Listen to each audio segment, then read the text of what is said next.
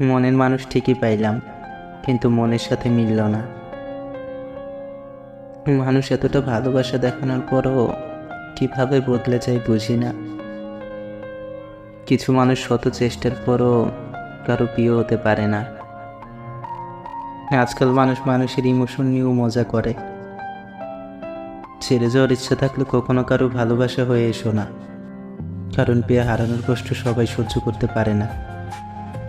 নিজেকে প্রকাশ করার কোনো ইচ্ছে নেই, যার প্রয়োজন সে এমনিতেই খুঁজে নিবে।